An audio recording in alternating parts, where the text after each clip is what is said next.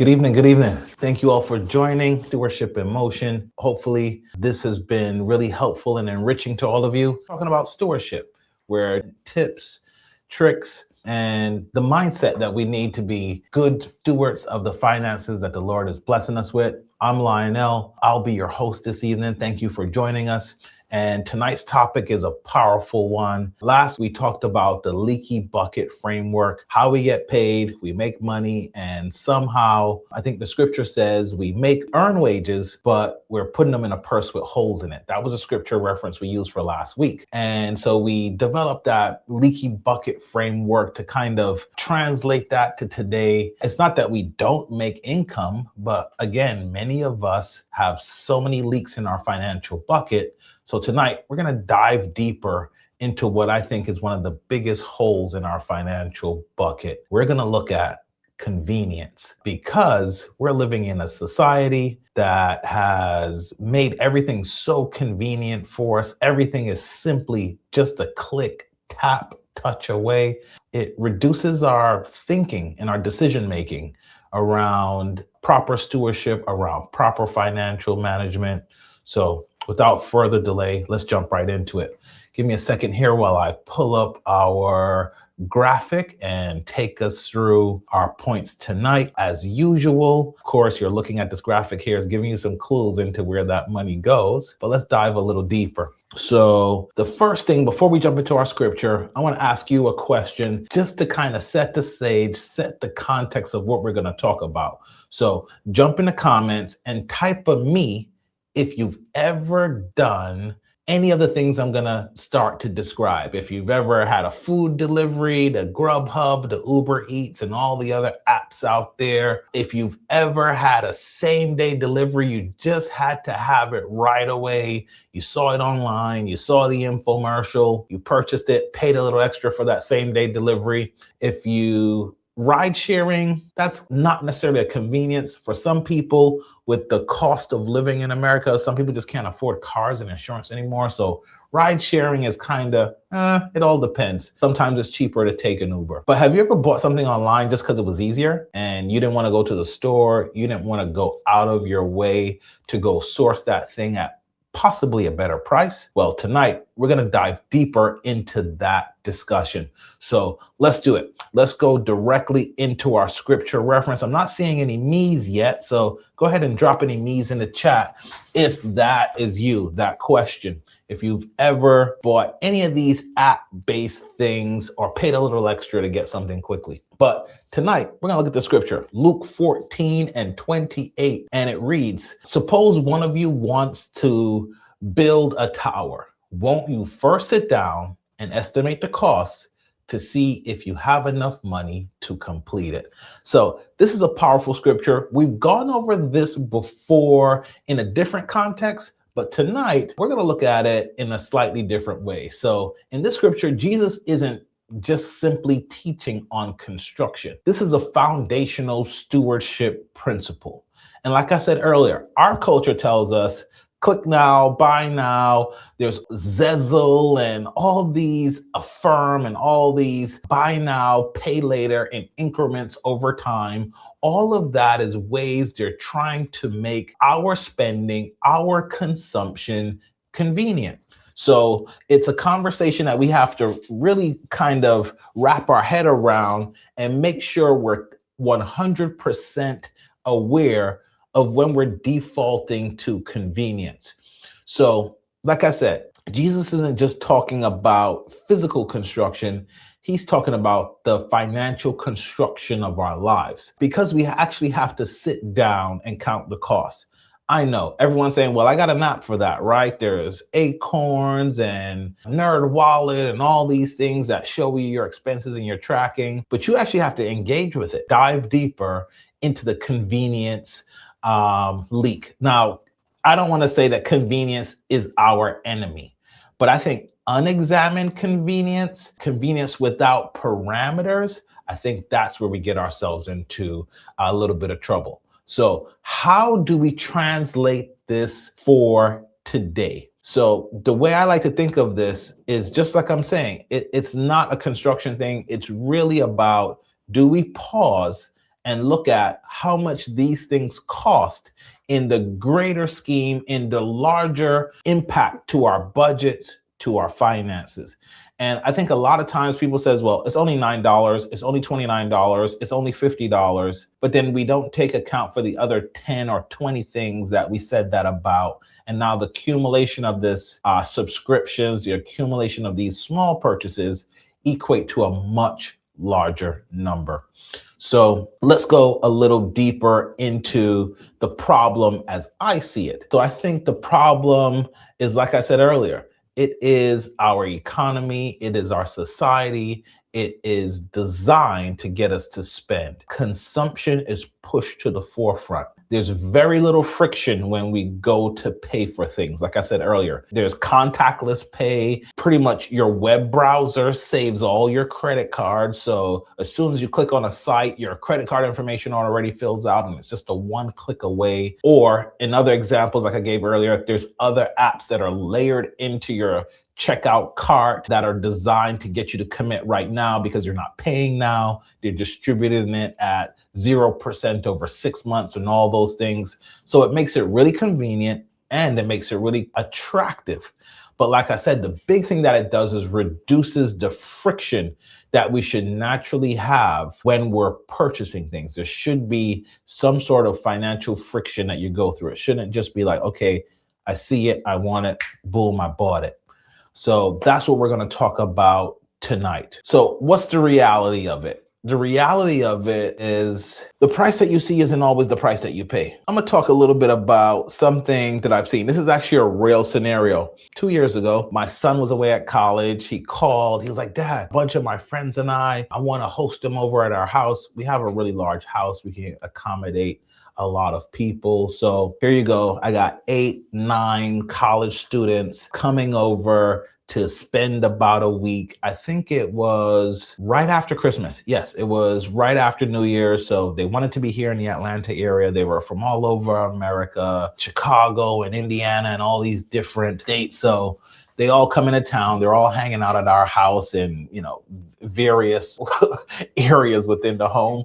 And one of the guys was staying here and he was here late and he didn't want to kind of bother any of us or wake us up. So he was hungry. So he ordered some Grubhub and it was an $18 meal. So he ordered this $18 meal, but on top of the $18 meal, that was the restaurant's price. He had a delivery fee in Grubhub. And then there was also a service fee. And because he just ordered this one plate, I think it was like chicken tenders and fries. It was something really basic. He had the small order fee as well. So in the end, the entire cost of the $18 order was $36. I still remember like coming downstairs in the morning and I see this one bag and just like the graphic you see there, there's a receipt tag to it. And I look at it and I'm like, this kid just spent $36 because he was hungry at 10 p.m. Convenience, right?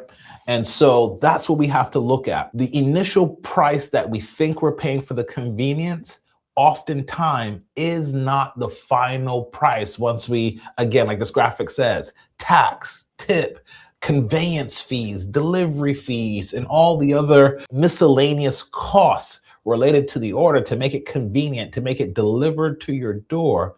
Sometimes I think we don't count the cost and it's not realistic for our budgets. So let's dive a little deeper into this conversation. So have you ever calculated your own convenience fee? Maybe you don't like making coffee at home, but you're a coffee lover. So, you go to the place with the star and you order you a venti mocha something or the other, something with a ton of sugar in it probably, right? So not only is it not healthy for you, it's not healthy for your financial life. So that costs you, let's say $6 or $7. Let's say you don't even need anything. And then lunchtime rolls around and coworker comes up to your desk and says, hey, let's go grab a bite.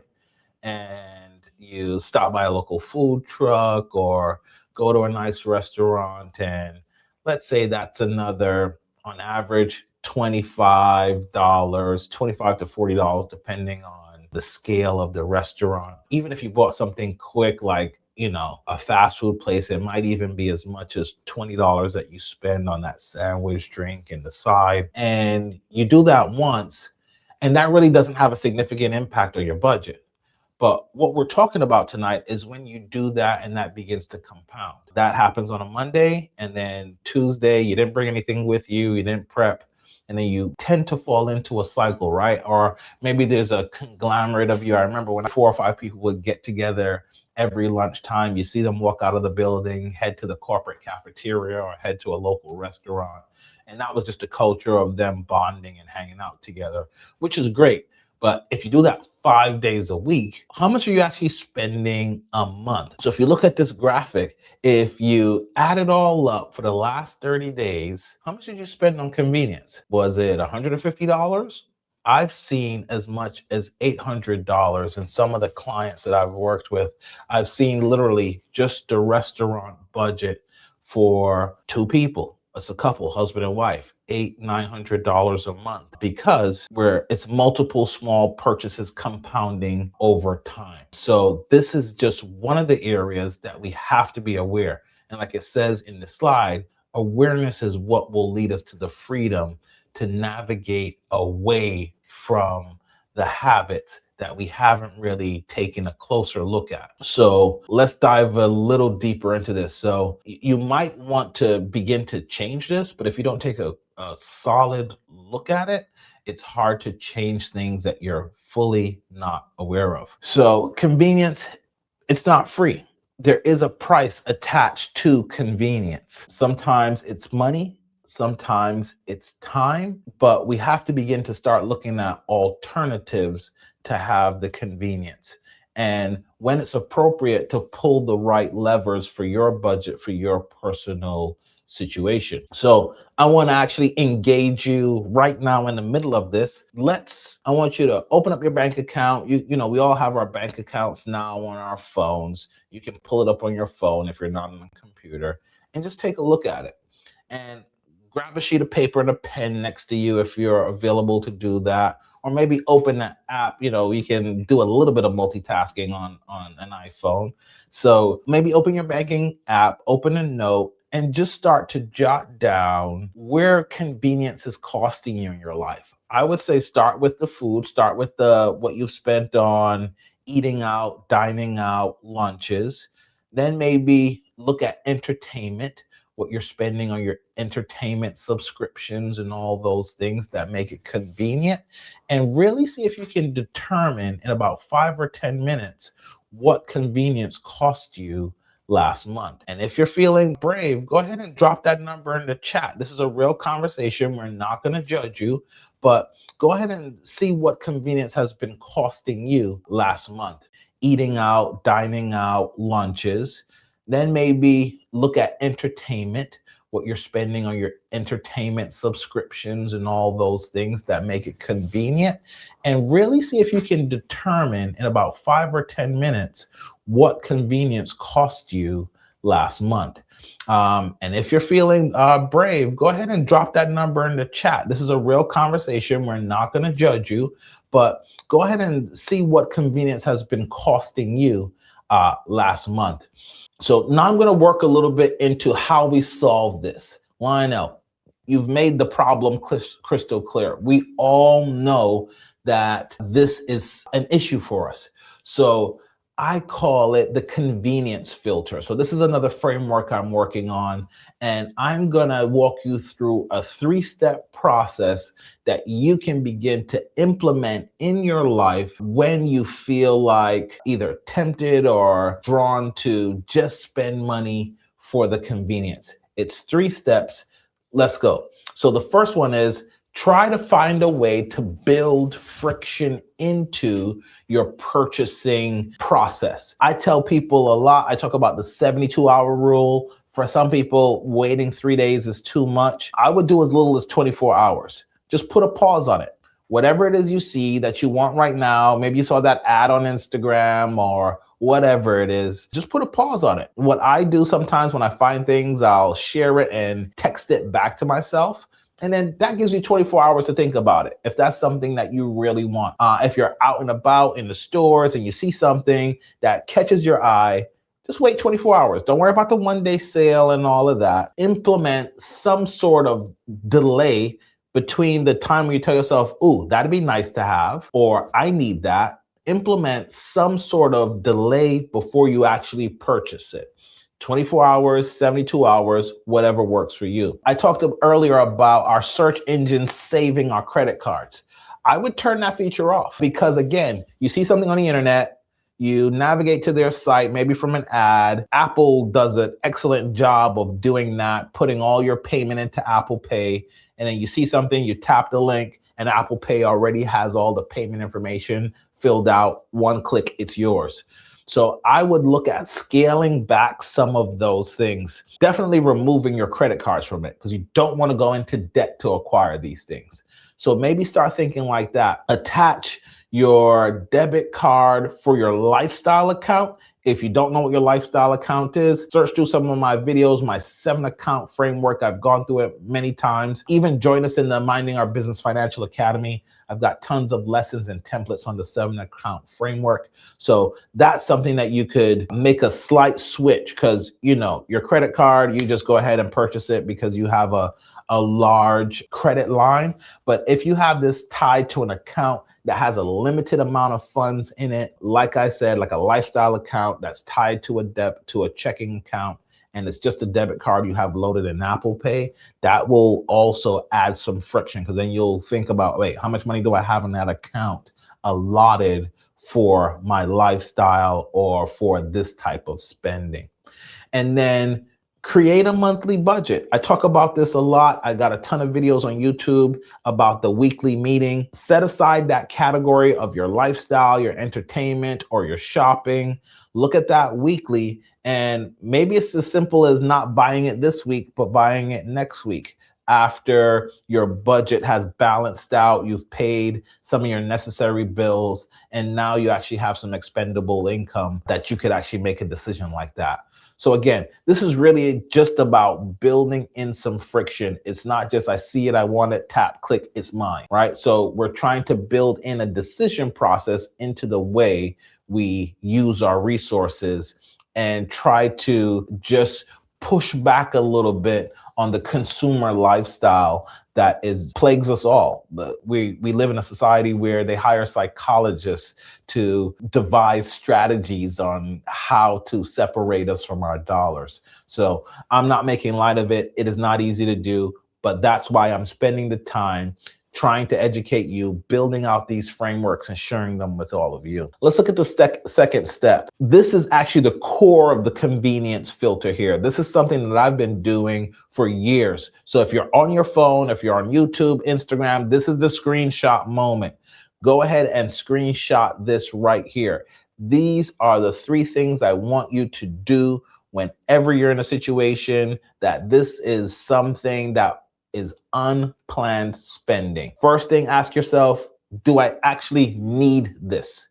Keyword is need, not want, not nice to have, not that's cool, not, none of my friends have this, not I'll be the only one on the block with it. So many rationales that we come up with when we are making a decision that we know is probably not the best decision for our finances. So let's take it back to the need space. Is this something I need? Can I not function, live comfortably without this thing? Second, can I wait to get it? That's that time friction that you're implementing. Again, it may not be this week that you just saw it and it's the brand new and you got to wait in line to get it. Maybe it's next week. Maybe it's a month out. I've been wanting, if you follow me, I'm a Knicks fan. I'm born and raised in Brooklyn, New York. I want that Knicks championship. I wasn't one of the first people the night that they won to go on Fanatics and order it right then. And then it sold out that night. Can I wait for it? Of course, they're going to be champions until the season starts next year. I have plenty of time to wear the hat. I've got all the ones from the Giants and the other teams that I love. So I can wait a little while to spend that $45 for that hat. Those are the types of decision points. That is the type of thinking I want you to have. It's not denying yourself permanently. It's just waiting for when it's a more opportune time financially to make those small purchases. Or just building up the discipline of waiting on things that you want. Not that I can't afford to have, but I've waited thus far. I could wait a little bit longer. I had to wait when they were all sold out. So why go connect my credit card, pay for something that's completely sold out, and then still have to wait 2 weeks for them to deliver it to me? I could have kept my money for 2 weeks, put it into a money market or any type of account and get some interest in the 2 or 3 weeks, and then purchase the same said thing without giving that company an interest-free loan with my money by buying something that's still not available and I'm on a wait list to receive it. So this is the type of thinking I want you to begin to employ. Here's the last question. Is there a less expensive way to either get the same thing or get the same outcome that this thing is promising to me? Now, I've done this a lot on my real estate projects. I remember when I first bought this home, I was doing nearly 2,000 square foot addition onto the property. It was a significant build. Of course, I go through, get my 3 quotes. And I was getting quotes from $85,000 to $100,000 to finish my basement build out here, put my studio in and all the other amenities I want. And I just thought about, hey, what's an easier way I could do this? The easier way for me, I applied with the county to be the general contractor on the project. And then I hired the subcontractors myself instead of hiring a general contractor who's going to input his $20,000 fee into the build cost. And then on top of that, I did some of the work myself. So I got the same outcome. I got the 1,900 square feet addition built out, beautiful, polished. And I used some of that money to furnish it as opposed to just spending, let's say, the $100,000 just to get the build done. I was able to do it for significantly less just by using my creativity and thinking about, what is a cheaper way I can get the same desired result while reducing the costs to get there? So that's the core of the framework. The third step, I think I covered this. Let me just go back real quickly. First step is to count the cost, really. Sorry, I might have did these out of order. Go back through your account, really make yourself aware how much you've been spending on convenience. And then, like I said, build in some friction, whether it's time, removing your payment options or altering your payment options in some of these apps and places that store our data. And then finally, employing the convenience framework where I ask myself, do I need this? Can I wait for it? And is there a less expensive way to do it? So in review, I just kind of covered the 3 steps of what this convenience framework looks like. If you want to grab a screenshot of it, now is the time. If you want to jump in and engage us in the comments, we'll be glad to send you some resources, not just a framework, but some of the budgeting templates that we use within the academy and work with some of our clients. We'll be glad to send those to you to help you begin to steward your finances in an effective way. Because I think if you follow me a little bit, you probably heard me say this before. It's kind of one of my catchphrases. You don't have a money problem, you have a system problem. If you don't begin to implement systems like this to help you be a better steward, a better manager of your resources, you'll get into these loops where you're managing your finances from an emotional space, right? I've said it before, the number one thing I hear from clients, friends, people I'm coaching, whenever we start to talk finances, they're like, Lionel, I hear what you're talking about, but I work hard for my money. I deserve it. I'm going to enjoy my money. You know, you can't take it with you. All the excuses that we make to misappropriate your money. But I think if you're a person of faith, I think you know the calling on your life is much higher than that. God is blessing you with those resources so you can make a real impact in the kingdom today, whether it's ministries, nonprofits, initiatives, helping out friends and family. If you have the resources to do it, that is better than the latest pair of Jordans or some high-end car that'll cost you some ridiculous amount of money to maintain on a monthly basis. So as we wrap this thing up, here's my closing thought for you. Convenience isn't about making your life better. It's about making better choices that align with what matters to you the most. That is the true way we should look at convenience. We should be looking at aligning our purpose, our faith, and our finances, not just allowing the pressure of the situation, not just allowing our emotions and our feelings to dictate where our dollars go. And as you know, you're robbing yourself of future wealth, of future security, and future impact that you can be making in the lives of the people you love and the ministries, initiatives, charities that are important to you. So I say take action today. Jump in the chat, comment, pause. If you do that, we'll send you a link, like I said earlier, to some of the resources that we offer. Coming up next week, we're doing another webinar. It's 3 days, 1 hour each day. Think of it as like a lunch and learn. We're going to be diving into how to build your own customized spending plan. It's one of the foundational things we teach. I know people teach budgets. We teach an overarching spending plan that has various budgets for the different categories of your life embedded in it. If you want to go on YouTube, I've been doing a series of how you manage your budget at different income levels. I think the 50,000 and the 100,000 is already posted on YouTube.